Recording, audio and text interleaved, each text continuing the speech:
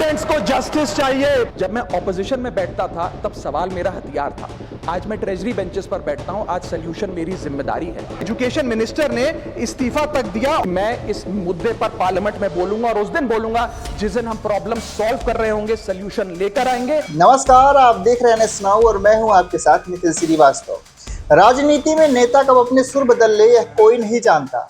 कल तक जो नेता विपक्ष में बैठकर सत्ता पक्ष से तीखे सवाल पूछते थे, आज सत्ता पक्ष की बेंच पर बैठते ही उनके लिए वही सिस्टम एकदम सही हो गया है। हम बात कर रहे हैं राघव चड्ढा की। आम आदमी पार्टी से अपनी पहचान बनाने वाले राघव चड्ढा अब सत्ता पक्ष में हैं और देखिए कैसे उनका अंदाज बदल गया है। आज संसद में पेपर लीक पर बोलते हुए उन्होंने अपनी पुरानी पार्टी आम आदमी पार्टी और सहयोगियों को ही जमकर ढो डाला। आइए देखते हैं कैसे कुर्सी बदलते ही राघव चड्ढा के विचार बदल गए। पेपर लीक जैसी सीरियस बीमारी का परमानेंट इलाज करना होगा। जैसे कैंसर का इलाज क्रोसिन खिलाकर नहीं किया जा सकता, ठीक वैसे ही पेपर लीक जैसी प्रॉब्लम का इलाज मीडिया साउंड बाइट से नहीं बल्कि इंस्टीट्यूशनल सॉल्यूशन से होगा, जो आज हमारी सरकार इस बिल के माध्यम से करने जा रही है। By introducing India's first ever anti paper leak framework. सबसे पहले मैं नीट के स्टूडेंट्स को कुछ कहना चाहूंगा। आपका गुस्सा जस्टिफाइड है, आपकी पेन रियल है और आपको एग्जामिनेशन सिस्टम से जो कंप्लेंट है वो कंप्लेंट भी जेन्युइन है। Your voice matters. और जब आपने अपनी चिंता व्यक्त करी, अपना दर्द बताया, when you demanded, the honourable prime minister heard that demand, not just as a prime minister but also as a guardian. परिवार के मुखिया की तरह उस बात को सुना। Students demanded, government acted, historic decisions taken, systems changed. Sir, इसी के साथ साथ पेपर लीक किसी एक पार्टी का, किसी एक सरकार का ऑफिसर या मिनिस्ट्री की देन नहीं है और ये कोई 2026 का फिनोमेना भी नहीं है। सर, मैं बता दूं कि सर, जब बात अकाउंटेबिलिटी की हो, मोरालिटी की हो, जवाबदेही की हो, तो इसलिए इससे जब बात अकाउंटेबिलिटी की हो, मोरालिटी की हो, जवाबदेही की हो, तो सर ये इससे तय नहीं होना चाहिए कि पेपर लीक कौन से राज्य में हुआ, कौन सी मिनिस्टर के अंडर हुआ, कौन सी पार्टी में हुआ, क्योंकि ये एक पैन इंडिया ऑर्गेनाइज्ड क्राइम है, क्रॉनिक डिजीज है। मैं ये बात इसलिए कह रहा हूं क्योंकि 19 जुलाई 2026 को, आज से मात्र 10 दिन पहले, पंजाब के अंदर एक फार्मेसी ऑफिसर रिक्रूटमेंट का एग्जाम हुआ। उसमें मैसिव इरेगुलरिटीज देखी गई। ब्लूटूथ डिवाइसेस के माध्यम से लाइव चीटिंग चल रही थी और चीटिंग सिंडिकेट वो चीटिंग फैसिलिटेट कराने के लिए 13 लाख रुपए का रेट चार्ज कर रहा था।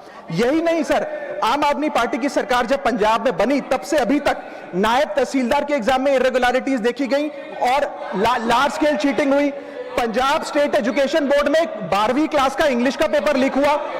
पीएसटीटी स्कूल टीचर रिक्रूटमेंट का एग्जाम का पेपर लीक हुआ।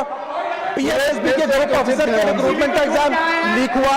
एग्रीकल्चरल डेवलपमेंट ऑफिसर के रिक्रूटमेंट का एग्जाम लीक हुआ और एक्साइज और टैक्सेशन इंस्पेक्टर की रिक्रूटमेंट की मेरिट की लिस्ट जब आई तो उसमें फर्जी नाम डाल के जारी कर दिया गया। सुना आपने, जो आम आदमी पार्टी कल तक इनके लिए सबसे बेदाग थी, आज उसी पंजाब सरकार पर पेपर लीक और ब्लूटूथ से चीटिंग कराने के आरोप राघव चड्ढा खुद संसद में गिना रहे हैं। सिर्फ पंजाब ही नहीं, कांग्रेस भी इनके निशाने पर आ गई। सर, मैं आ रहा हूं, अब मैं कांग्रेस पे आ रहा हूं। आप कांग्रेस का सुनिए। सर, ये मेरा समय खराब कर रहे हैं। आप बोले। सर, जब सर कांग्रेस की कर्नाटक में सरकार है। इसी साल जनवरी 2026 में एसएसएलसी का पेपर हुआ। इसी साल कर्नाटक में कांग्रेस की सरकार के अंडर एसएसएलसी का पेपर हुआ, पेपर लीक हुआ और वो पेपर ऑनलाइन 200 रुपए में स्टूडेंट्स को बेचा जा रहा था। हिमाचल प्रदेश में HP state selection commission recruitment exam का पेपर कांग्रेस के कार्यकाल में लीक हुआ। अब आप सुनिए सबसे चौंका देने वाली घटना। सर, सबसे शॉकिंग और सैड बात यह है कि 2016 में कर्नाटक में जब कांग्रेस की सरकार थी तब वहां पे 12वीं कक्षा का प्री यूनिवर्सिटी कॉलेज का 12th का केमिस्ट्री का पेपर लीक हुआ। ये क्लासरूम का पेपर नहीं था सर, ये स्टेट बोर्ड एग्जाम था। ये स्टेट का एग्जाम जब पेपर लीक हुआ, बच्चे एग्जाम देकर घर आ गए, पता लगा पेपर लीक हो गया, पेपर कैंसिल कर दिया। 20 दिन बाद री एग्जाम कराया गया, री एग्जाम का पेपर भी लीक हो गया और उसके बाद रात को 3:30 बजे वो पेपर व्हाट्सएप पे घूम रहा था। री एग्जाम को भी कैंसिल करना पड़ा। इसके बाद जब जांच हुई, स्टेट सीआईडी ने जांच करी तो 3 लोगों को अरेस्ट किया, जिसमें कर्नाटक सरकार के मेडिकल एजुकेशन मिनिस्टर डॉक्टर शरण पाटिल का पीए खुद शामिल था। पीए 10-10 लाख रुपए लेकर पेपर लीक कर रहा था। उसके बाद जब मंत्री जी से पूछा गया कि आप इस्तीफा क्यों नहीं देते, आपकी मॉरल और डायरेक्ट जिम्मेदारी बनती है, आपके दफ्तर का आपका पीए पेपर लीक कर रहा है, आप क्यों नहीं इस्तीफा देते? तो उन्होंने कहा कि there is no question of resigning, अगर कुछ गलत हुआ है तो वो मेरे पीए का पर्सनल मैटर है, उसकी पर्सनल लाइफ है।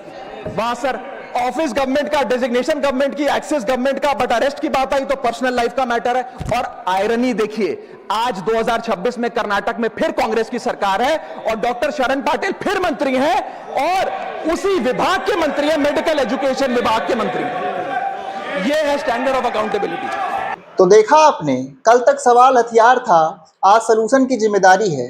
कुर्सी बदलते ही विपक्ष को कटघरे में खड़ा करने की यह राजनीति छात्रों के कितने काम आएगी, यह तो वक्त ही बताएगा। इस मामले पर आपकी राय क्या है, कमेंट बॉक्स में जरूर बताइए। देखते रहें NS Now। इस वीडियो को ज़्यादा से ज़्यादा शेयर कीजिए, NS Now को सब्सक्राइब कीजिए। मिलेंगे आपसे अगली अपडेट में, तब तक के लिए आप सभी को नमस्कार।